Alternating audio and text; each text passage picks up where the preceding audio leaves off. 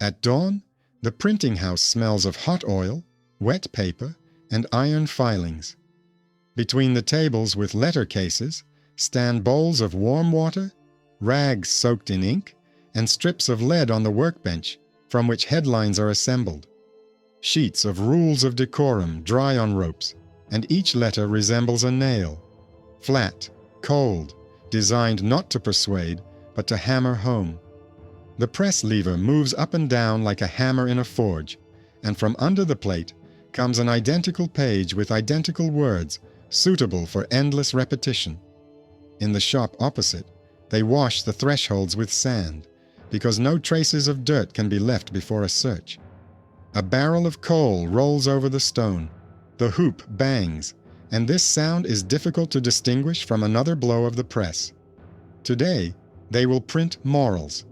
Tomorrow, permits. The day after tomorrow, confessions of guilt. Hello, viewers, and welcome back. Please write in the comments which countries and cities you are watching this episode from, so that we can create a live map of our conversation. I wish you a calm but attentive listening experience. Next, we'll talk about how the moral code turned into PR for divorce cases, and printing houses became a lever of political pressure. The working version of the story sounds decent and therefore deceptive, as if the royal power cares about modesty, silence, and order. The paper shows otherwise. When the upper echelons decide to break up a union, seek a new marriage, and rebuild the church hierarchy, there is a sudden proliferation of leaflets about propriety, instructions on correct reading, and prescriptions for the behavior of good subjects. This is not a random wave, but a synchronized chorus that drowns out the noise of controversial facts. The first prepared turn is the coincidence of moralizing rhetoric with the twists and turns of the marriage case. While lawyers argue about kinship and legality, the street gets an explanatory picture. They lived wrongly, they strayed, now they will correct themselves. Along with the moralizing come instructions to keep quiet about the king's marriage, not to spread evil words, and not to discuss other people's consciences. This is how the distance between the real legal machine and its bloodless showcase is formed. Further on, the press begins to function as a license to breathe. In the first half of the 16th century, permission to publish a book becomes an instrument comparable to a lock on a door. It is impossible to print in an understandable language without prior review and approval. It is impossible to import books without a stamp. It is impossible to reproduce even harmless collections if they have not passed through the necessary hands. Printing ceased to be a craft and became a point of control over the movement of ideas. This was the second prepared shift. Moral texts from the genre of sermons were transformed into bureaucratic products, with privileges, expiration dates, and the names of those responsible. This meant that morality itself moved from the realm of conscience to the realm of permits and fines. The third shift is in how access to reading is distributed. At first, parishes are given large books in their native language, as if trusting all adults with their eyes and memory. Then, concern for correct interpretation begins to draw boundaries. Reading is allowed under supervision, allowed according to a schedule, and for certain conditions, it is better to refrain altogether. Women without noble origins, apprentices, and people of lower rank are told where their place is, to listen, not to interpret. This order does not explain, it sorts. Thus, morality becomes a checkpoint. You are allowed in here, but not there. Keep quiet here, pay attention there. On display is concern for the soul. In the registers are lists of those admitted and lists of violations. Parallel to this, there is a growing body of doctrinal articles where correct belief and correct morals are stitched together into a single package with punishments. The formula of unity of opinion covers up the table of consequences. Verbal denial of key dogma is punished by fire. Disobedience in small matters is punished by prison, confiscation, and exile. Unauthorized leaflets are punished by fines, closure of workshops, and bans on work. The lists of proprieties lie alongside the orders to destroy former monastic privileges and transfer lands. Everything that can be imagined as purification becomes political capital, and everything that interferes with it becomes corruption of morals. Thus, the moral word ceases to be the property of the preacher and becomes a position at court. The everyday dimension of this reform smells of cold and lime. In homes, candles are saved and belongings are kept in sealed chests. The fear of search does not like unnecessary light. Prison cells are damp, the walls are wet. There are gray rags on the floor instead of straw, and grown men sit behind bars for the wrong papers, next to those who just happen to be given someone else's name. In monastery buildings, bells are taken down, books are stacked, silver is carried out. A new batch of fabrics and grain, acquired through the resale of property, appears in city warehouses. In the markets, people whisper about who disappeared at night and who returned silent and light because their craft was taken away. The morality that is printed turns out to be closer to an inventory of property than to the truth. In order not to confuse the showcase with the mechanism, it is necessary to separate the myth from the document. The myth speaks of purifying morals, as if it were a matter of saving the soul of the city. The document shows controlled propaganda. Printing houses are integrated into the system of sanctions. Leaflets on propriety are synchronized with marital twists and new vows of fidelity. The circle of readers is limited by class and supervision, and anyone who disagrees is transferred from the sphere of opinion to the sphere of crime. In this system, morality is a convenient shell for the redistribution of power and property, and decency is a subtle way to force people to repeat the necessary formulas. History does not pause there. Let's follow the thread. How exactly printing bans and permissions coincided with the stages of divorce proceedings. How new reading regulations appeared shortly after decisions were made at the top.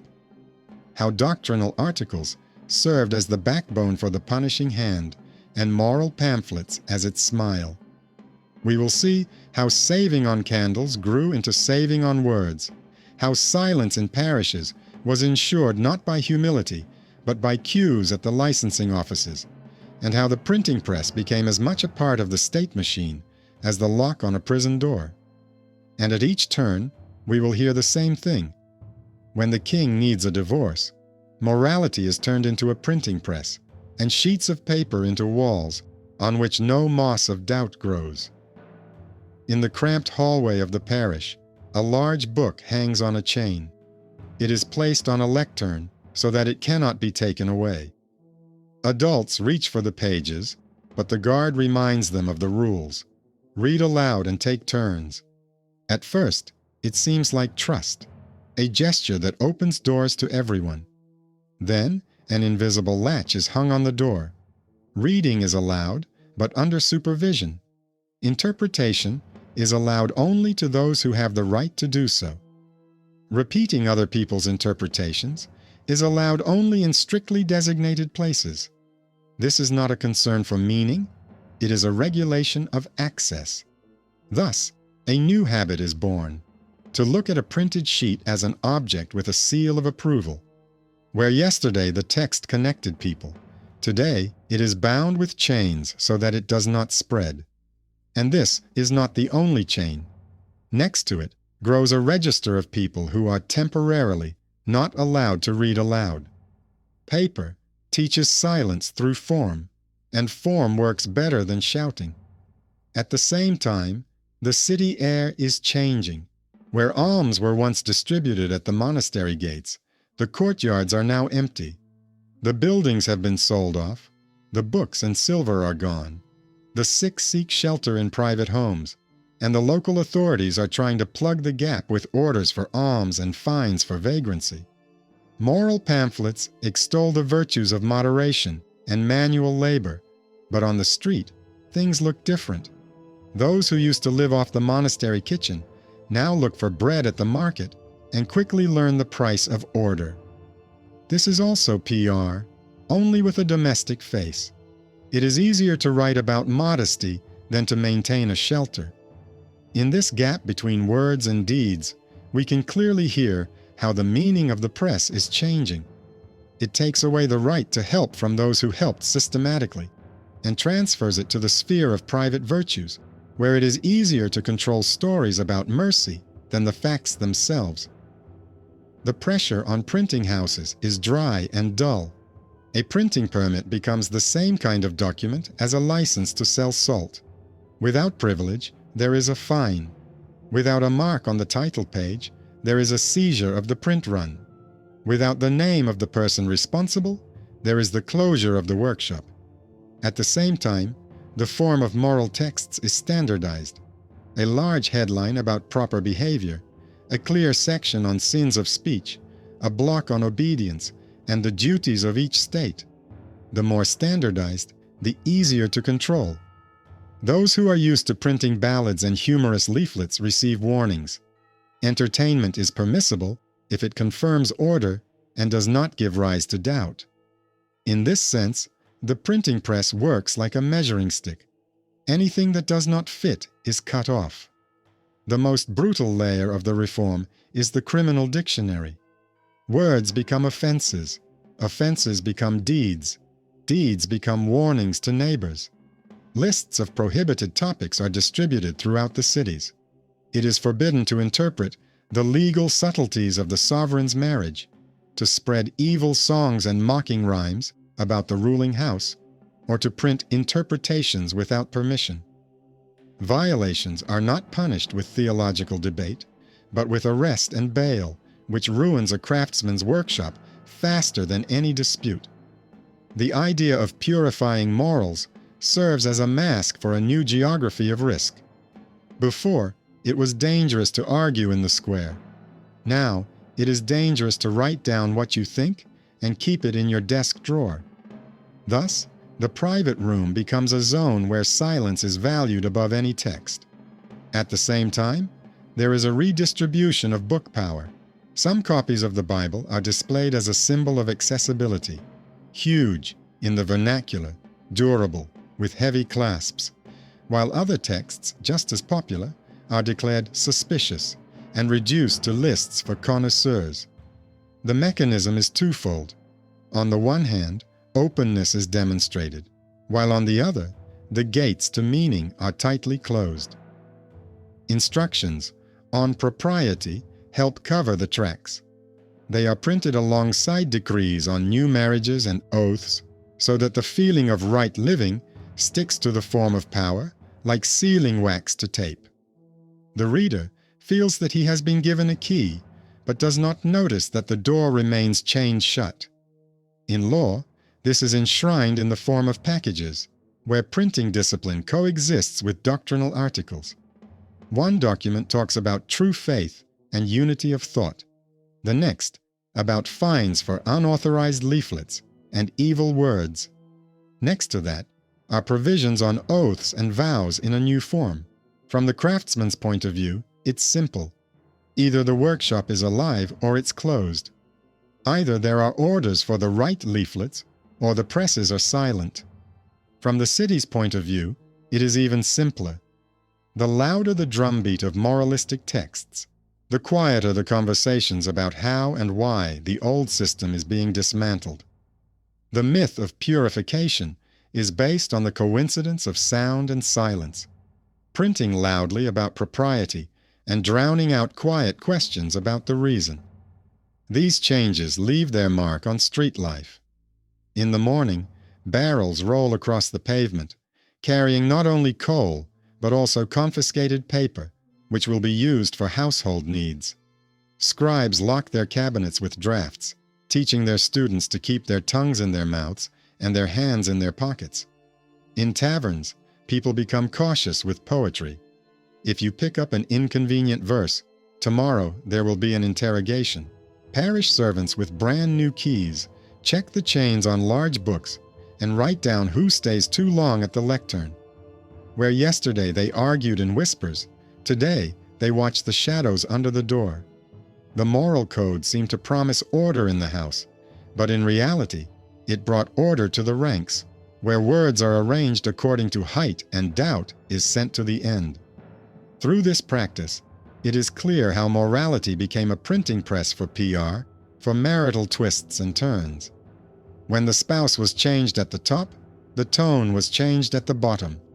When vows were rewritten, textbooks on piety were also rewritten. When the scope of treason for words was expanded, the circulation of instructions on modesty of language was also expanded. All this was reinforced by licenses, privileges, bans on the import of foreign books, and navigation by approved readers. People learn to live with this, as they live with the cold, saving heat, not shining too brightly, not keeping at home what they might be asked about. And yet, there are pauses in this machine, not out of mercy, but out of miscalculation. Sometimes a leaflet manages to spread before the ban. Sometimes a bold verse hides in an innocent song. Sometimes the guard is distracted, and the chain on the book rings later. The next part of the story will be based on these cracks. How the resistance did not look heroic, but left its mark in the accounting books, in the lists of confiscations, and in the nervous tone of those who were accustomed to using morality as a hammer. Gravel is scattered on the northern roads, so that carts with confiscated books do not get stuck in the mud. And this seems trivial until you notice how often such convoys pass by. Lead people take manuscripts off the shelves, stack them in piles, separate the bindings for resale, cut the parchment into strips for binding ribbons, and use faded miniatures for wrapping household bills. The inventories state that much of the material is damaged by moisture or unsuitable, but further on, the proceeds from the sale of lead, brass, and wood are listed. At the same time, there is a growing pile of leaflets explaining why all this is being done. For the sake of order, for the sake of modesty, for the sake of ending abuse. The moralizing framework obscures the economic significance of the sales, and the print runs make this framework the only visible one. Thus, the printing press serves a new redistribution. Through admonitions about propriety, it leads to the idea that yesterday's owners had no right to keep what will now go to the treasury and into the hands of those who are pleasing. Interrelated milestones appear in the authorities' calendar. First, church property and income are counted. Then, visits with inventories begin, followed by the printing of general articles for parishes on proper discipline, and in parallel, leaflets for laypeople on silence and obedience. The book turns into accounting, and the moral code into a manual for implementing a new hierarchy. On the streets, this is felt in the changed noise. Fewer bells, more cries of sale, fewer pilgrims, more paper merchants, fewer public readings, more bans on dangerous gatherings. The policies of the court and the printing press are in step. As soon as a decision is made at the top about marriage and faith, a wave of explanations appears at the bottom about how to live correctly so as not to think about the reason. This is not a dispute of ideas, it is the logistics of obedience. Printing introduces another cold tool into everyday life, the fear of words that could be turned into evidence. In workshops, metalworkers make metal molds for the titles of instructions, and typesetters assemble recognizable fonts to make it easier for inspectors. Publishers receive reminders about the import of foreign books from northern seaports. Merchants are advised to avoid bags with double bottoms, and bookbinders learn to remove old inserts with foreign markings from covers because any strip can turn into a case. Even a rewritten home summary comes under suspicion if it sounds too free. The fear is not loud, but it is dry, like lime on a prison wall, and sticky, like wet paper stuck to a machine shaft. It makes an adult check their pockets before leaving and delete drafts with a margin. Meanwhile, The purification of morals begins to serve not only the marriage business and the church hierarchy, but also a new order of mercy and punishment. Public campaigns require supporting examples, and the authorities choose them carefully. One nobleman is convicted for words that dishonor the royal house, one scribe for an unauthorized collection, one merchant for secret imports, one preacher for repeating other people's interpretations.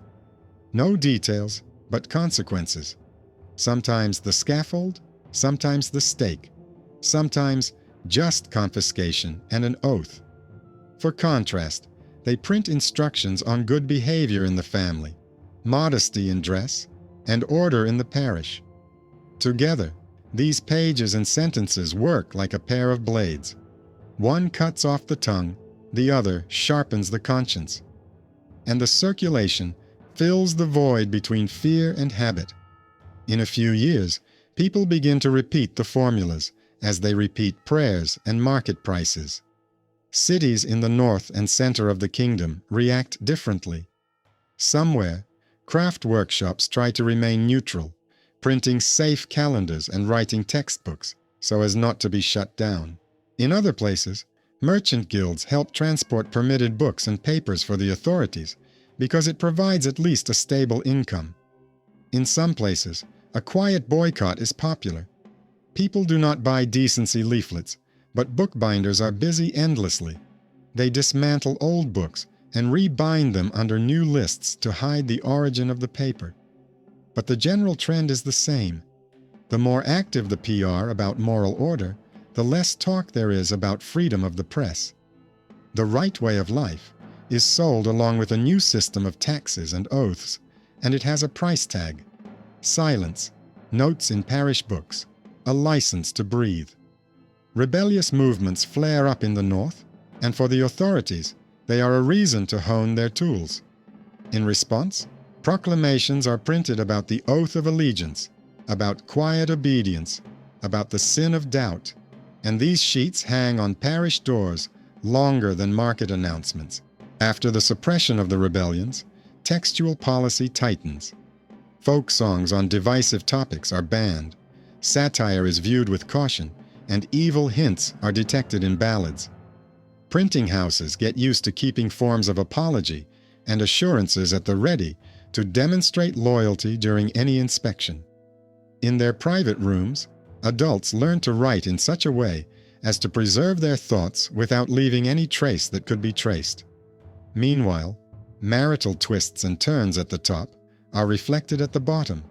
New vows, new oaths, new payments, new deeds, recording the transfer of rights and income. Moral campaigns take a step back, but remain close by, ready to plug the next hole with words of modesty and silence. This is how a long-term rhythm is formed. When a political maneuver is necessary, a wave of instructions is launched. When the maneuver is complete, the collar on the seal is tightened, and licenses are handed out based on how much is needed to control and how much is possible to feed. As a result, the country's residents develop a new habit of viewing the leaflet as an order about themselves: what to wear, what not to read, what to repeat. It is striking precisely because of its mundanity. People are not ordered to love. They are offered to behave decently. And under this formula, the steel rails of a new order are laid. In the shadow of this order remain the dry facts of loss. Former monastery hospitals are being converted into warehouses. Where people were once treated, wool and salt are now stored. Schools attached to monasteries are falling apart. Some teachers are disappearing, and others are moving to private homes, where knowledge becomes a commodity. Copyists lose their usual orders. Bookbinders find new work in the rebirth of old books. The widows of former printers have to fight through the city council for the right to continue the business, and sometimes they are allowed to do so, because the presses cannot be left without hands. Funeral processions without singing are more common on the streets because singing requires a choir, and the choirs have changed owners. Death in this city is heard as the absence of sound, and the loudest thing here is the iron march of the press. When you look back on the whole journey, it becomes clear why the myth of moral purification is so persistent. It promises that the word order will replace the word fear. But the documents show something else. Order has become a stamp that is stamped on sheets of paper, along with a license, and this stamp covers up someone else's tally of land, property, and languages. The printing press, it would seem, gave people new air, but it became a filter. The moral code, it would seem, protected against filth, but became an apron for the dirty work of politics. And the more words about virtue there are on the sheet, the more often the stamp is visible on the back, making it clear who your vote belongs to. History moves forward along the same tracks, toward a new wave of leaflets, new prohibitions, new permissions for the right hands. But every machine has a wear limit. The rollers wear out, the workers hide the extra prints, the guards fall asleep at their posts, and the readers learn to hear where the moralizing ends and the orders begin. It is in these microscopic gaps that the chance for a human decision grows. Not a heroic gesture, but a small refusal to repeat, which once makes the pause louder than the print run. The machine's margin of safety is suddenly measured not in iron, but in memory. Printers know which fonts are best to hide, which clichés not to keep in sight, which typesetters to trust only with safe lines. A new profession appears on city lists, print inspector, and he approaches the machine with the same cold training as a pharmacist sorting through jars of poisonous powders, checking headlines, looking for illegal rhymes, comparing paper watermarks. A large book hangs on a chain on the parish doors, and adults line up to read it. But now, the order of reading is not a habit, but a requirement. In the early years, it seems like just another ritual, but after a few winters, people realize that the ritual has become intertwined with the punitive machine. When the union and oaths are changed from above, leaflets about modesty and obedience appear from below. When the debate about dogma is silenced at the top, evil songs and ballads are banned at the bottom. When someone close to the authorities collapses under the weight of suspicion, instructions on how to live without the temptation of language spring up in the city. And each such coincidence is not an accident, but a method. And yet, even this method has its limits. In one city, the chain on the parish book begins to ring less often. It is removed only for service, but not for reading. In another, on the contrary, the guard allows longer reading, because the more eyes see the lines, the less work there is for informers. In one printing house, the master agrees to print a calendar and an alphabet book in order to keep his apprentices busy. In another, the printer's widow obtains the right to run the business from the city council, and her signature on the privilege looks like a dry victory of common sense over hunger. There are also failures. An adult scribe is taken away for questioning for the wrong collection. A craftsman pays bail and loses his shop. A preacher is taken away. And in a tavern, they sit in silence for a week because silence is cheaper than a fine. There are also cracks. A funny verse hides in a pastoral poem about the weather, a bold thought in an account book, where numbers written out in full cover up the trace of meaning, and an innocent song becomes a warehouse password for those in the know. Daily survival tactics live in these cracks. Here, you can see how the moral showcase crumbles into dust, and how people learn not to argue with the hammer, but to walk around its shadow. Further on, the moral code ceases to be merely a screen for divorce cases and turns into a regime of everyday control. The authorities reinforce the habit of licensing. Just as salt must be traded, so too must words, only with a label. Wagons carrying confiscated sheets of paper travel through the streets, and the inventory lists constantly contain the phrase, "damaged by moisture," as if dampness itself helps to write off inconvenient books. At the same time, the religious and criminal tables are growing. Persistence in error is punishable by fire or rope. Stubbornness in small matters by prison, bail, or confiscation. The boundaries between social classes are reinforced by access to reading. Respectable households read according to schedule, while artisans listen but do not interpret. And in this arrangement, we can see how the monarch's marital history dissolves into the great machine. A private matter gives rise to a social order in which the printing press and the prison stand side by side, like two ends of the same stick. The final convergence of myth and paper occurs without fanfare. Myth continues to promise purification of morals, as if order itself heals the city. Paper continues to bring orders and lists. Who has been deprived of privileges? What lands have been transferred? What songs are banned? What books are allowed only for the knowledgeable? Death and disease make no concessions. In winter, people die on cold floors in cells. In summer, they collapse in cramped workshops that smell of lead and damp wood. Without monastery hospitals, help becomes paid and rare, and moralizing about mercy sounds like a mockery of the queue outside the house, where soup is distributed once a week.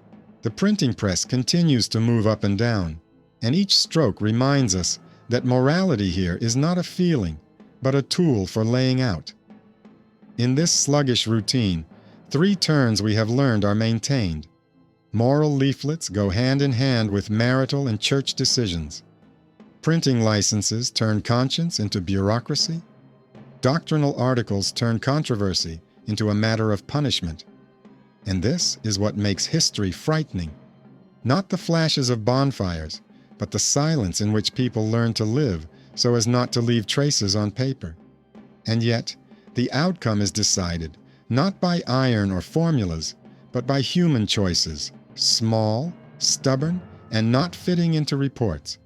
The town clerk, who only has permission to print alphabets and calendars, leaves his apprentices at the press so they don't go to the market in debt, and prints safe stuff, supporting those who might run away during the hungry winter. The parish guard, who has the right to lock the book, hesitates when he sees a quiet, literate, middle-aged woman finishing a page, which is her only access to meaning. He pretends that the key has been lost in the folds of his robe.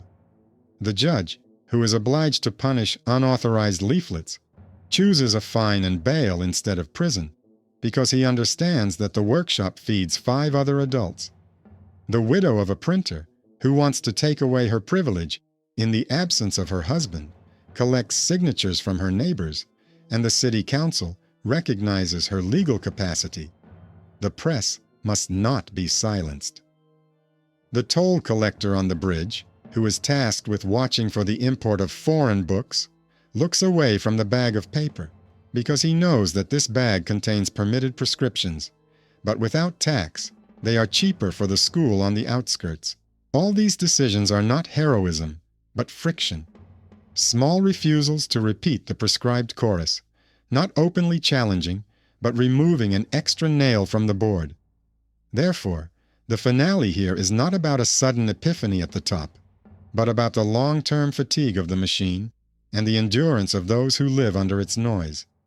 The moral code as PR for divorce cases fulfilled its task. It rebuilt the showcase, covered up the collapse of the vertical, and fine-tuned a new discipline of printing and reading. But at the same time, it taught people to see the seams. They learned to distinguish care from prescription, virtue from license, preaching from command.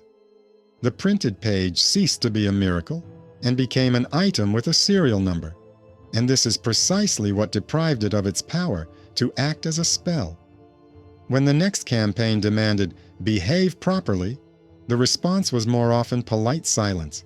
Not an argument, but a lack of repetition. It is from such pauses that the human outcome is gathered. The presses continue to run, but words cease to capture souls, because souls have learned to look, not for the window display, but for the mechanics. And in this sober, dry understanding lies the only form of freedom that cannot be confiscated by inventory.